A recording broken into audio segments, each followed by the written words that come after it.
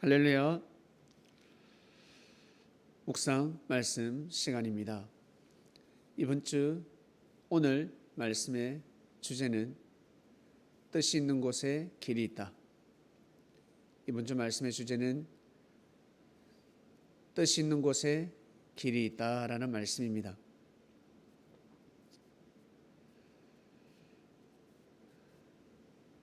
모세에게는 뜻이 있었습니다. 바로 출애굽의 역사였습니다. 모세의 뜻이 아니라 하나님의 뜻이었습니다. 하나님이 모세를 보내셨습니다. 고로 모세가 주장하는 출애굽의 역사를 맡게 되면 하나님의 뜻을 막는 것이었습니다. 그 시대 사람들이 그것을 몰랐습니다. 관원이면 관원일수록, 왕이면 왕일수록 하나님의 뜻을 경외해야 합니다. 하나님의 뜻을 경외해야 합니다. 왕은 생각합니다. 천하의 백성들이 자기 말씀 앞에 무릎 꿇기를 원합니다. 자기 말씀 앞에 무릎 꿇기를 원하는 왕은 먼저 하나님 앞에 무릎을 꿇어야 합니다. 이것이 원리이자 이치입니다. 변치 않습니다. 그런데 바로 왕은 하나님 말씀 앞에 무릎을 꿇지 않았습니다. 모세에게 무릎을 꿇는다 생각하였습니다. 사람이 전하니까, 사람이 말씀을 하니까 출애굽을 받아들이면 모세에게, 사람에게 수긍한다, 고개를 숙인다, 받아들인다, 그리 생각하였습니다. 내가 왕인데 어찌 사람의 말을 들을 수 있을까? 그리고 물질에 욕심이 있었습니다. 이스라엘 백성들이 돈으로 보였습니다. 그 인프라, 엄청난 인프라가 경제력으로 생각하였습니다. 그러니 하나님의 뜻을 받아들일 수 없었습니다. 분명 본인도 받았습니다. 하나님께서 바로 왕에게 분명히 계시하셨습니다. 그러나 받아들이지 않았습니다. 모세에게 크나큰 하나님의 뜻이 있었는데 그 뜻을 받아들이면 애굽은 더 강대국이 될 수 있었는데, 더 큰 역사를 이룰 수 있었는데 그러지 못했습니다. 이것이 바로 한계입니다. 나 잘 되고 싶다, 보다 더 행복해지고 싶다, 성공해지고 싶다 하는 사람들은 자신이 생각하는, 자기가 원하는 뜻, 거기에서만 머무르지 말고 나보다 수준이 뛰어난 사람,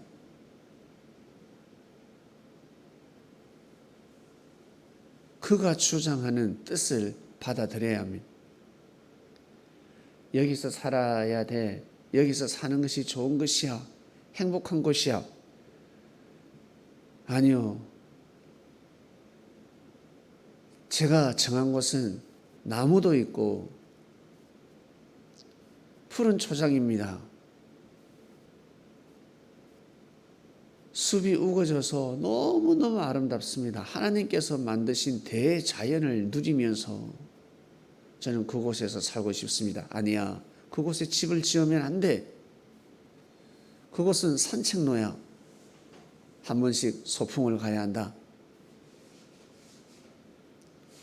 나무가 우거진 곳에 집을 짓지 말라. 나무가 없어도 땅 위에 집을 짓고 흙이 많은 곳에 집을 지어라.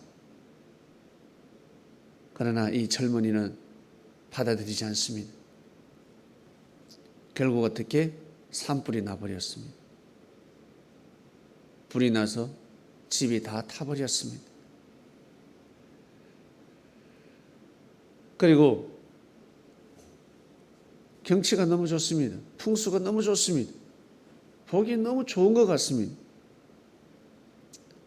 그런데 물이 없습니다. 길을 걸어갑니다. 아주 고든 길인 것 같습니다. 좋은 길인 것 같습니다. 그러나 우물 하나가 없습니다. 가다가 마실 물이 없습니다. 그와 같습니다. 마을에 우물이 있어야 하듯이, 집을 짓는 곳에 물이 솟아나야 하듯이, 아무리 아름다워도 멋있는 곳이라 할지라도 물이 없으면 집을 지을 수가 없습니다. 물이 반드시 있어야 합니다. 그처럼 뜻이 있어야 합니다. 뜻이 중요합니다. 뜻을 알아야 합니다. 하나님의 뜻이 무엇인지 그 뜻을 반드시 알아야 합니다. 영어가 왜 탄생이 되었을까? 각 나라의 언어가 있습니다. 각 나라의 언어. 영어는 어느 나라 겁니까? 사용하는 사람이 임자가 됩니다. 독특한 언어입니다. 누가 만들었다, 내가 만들었다, 조상이 없습니다. 이 말씀을 듣는 그리스도인 여러분, 영어를 누가 만들었다고 생각합니까? 어떤 사람이 만들었다고 생각하십니까? 물론 사람이 만들었겠죠. 사람이 만드는 것 같지만 하나님이 만드셨습니다. 하나님께서 말씀을 내려주시듯이 하나님께서 언어를 내려주신 것입니다.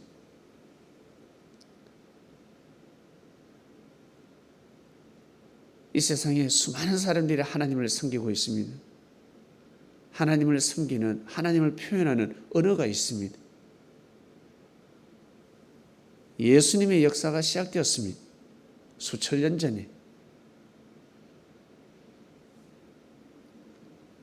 하나님을 사랑하고 하나님을 경외하는 사람들이 모이며 가족이 되고 가문이 되고 그리고 동네가 되고 언어가 반드시 필요했습니다. 원래 쓰고 있는 언어는 한계가 있었습니다.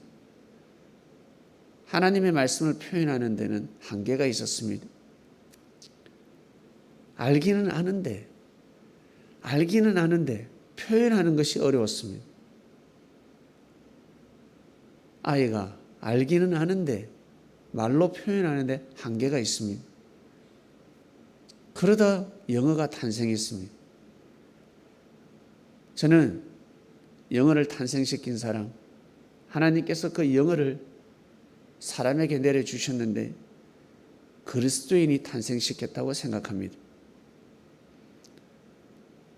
예수님을 통해서 하나님을 섬기는, 하나님을 믿는 사람을 통해서 새로운 말씀을 주셨습니다. 새 언어를 주셨습니다. 새 노래를 주셨습니다. 영어가 탄생하니 새 노래가 탄생하는 것입니다. 새 말씀이 탄생하는 것입니다. 알고 보니 방언이었습니다. 이스라엘 민족이 볼 때는 영어는 방언입니다. 이스라엘 언어는 한계가 있지만 영어는 한계가 없습니다. 지구촌의 공통어가 되었습니다. 영어를 사용하든 말든 상관은 없겠지만 자유겠지만 영어가 전 세계 중심 언어가 되어버렸습니다. 여러분 영어가 세련되지 않았습니까? 항상 첫 마디에 Ladies, Gentlemen입니다. Ladies, ladies gentle. 항상 신사 숙녀 여러분.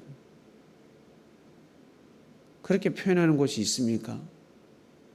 없습니다. 항상 남을 먼저 우대하는, 존경하는, 그리고 여성이 짓밟히고 있을 때, 평등하지 못할 때 항상 영어의 첫 마디는 여성이었습니다. 존경하는 여성 여러분. 그 다음에 남자입니다. 남자가 여자를 보호하라라는 뜻입니다. 서로 동등하다라는 뜻입니다. 그런 언어가 어디 있습니까? 성서로부터 비롯되었습니다. 영어로 하나님의 말씀을 잘 설명할 수 있었습니다. 그것이 바로 예수님의 뜻이었습니다. 예수님이 히브리어로 하나님의 말씀을 선포하기 시작하셨습니다. 그리고 그 뒤를 이은 언어의 학자들, 뛰어난 천재들, 제자들을 통해서 영어를 이 땅에 내려주신 것입니다. 영어에는 뜻이 있었습니다. 하나님이 영어를 왜 주셨을까? 영어를 구사하는 나라는 그리스도 국가입니다. 그리스도 국가가 영어를 주로 사용하고 있습니다. 지금은 그러지 않은 나라도 있겠지만 예전에는 그러지 않았습니다. 여러분, 다 언어에도 뜻이 있습니다. 우리가 사용하는 한글 어떻습니까? 이 한글을 창시한 뜻이 있습니다. 우리가 그리스도인이 되어서 한글을 쓰고 말을 하니까 어떻습니까? 아름답지 않습니까? 고귀하지 않습니까? 이번 주 말씀은 뜻이 있는 곳에 길이 있다입니다. 길을 찾고 있습니다. 길을 찾고 있습니다. 어린아이는 반드시 돈을 벌기 전에, 돈을 좋아하기 전에 글을 좋아해야 합니다. 반드시 글 공부를 해야 합니다. 거기에 뜻이 있습니다. 그러나 글 공부를 하지 않고 돈만 좋아하면 길을 찾다가 결국 헤매버리고 허무로 끝나버리고, 그러나 길을 찾기 전에 먼저 뜻을 찾아야 합니다. 뜻을 중심해야 합니다. 반드시 사람은 글 공부를 해야 합니다. 그처럼 이 말씀을 듣는 그리스도인 여러분 글 공부하고 있을 것입니다. 영적인 글 공부를 꼭 하시길 바랍니다.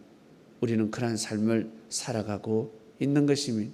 고로 뜻 있는 곳에서 우리가 살아가고 있는 것입니다. 하나님 아버지 감사합니다. 오늘 말씀 뜻 있는 곳에 길이 있다.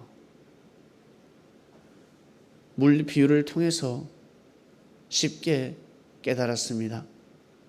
맞습니다. 출애굽의 역사를 통해서 하나님의 뜻을 알게 되었습니다. 맞습니다. 아멘이라 할 수밖에 없습니다. 우리 개개인에게 하나님의 뜻이 있습니다. 내가 원하는 뜻이 있고 하나님의 뜻이 분명히 있습니다. 그 뜻을 더 귀하게 여기고 소중히 여기며 경외하는 삶을 저희들은 살고자 합니다. 오늘도 귀한 삶이 되게 하여 주소서. 예수님의 이름으로 기도드립니다. 아멘.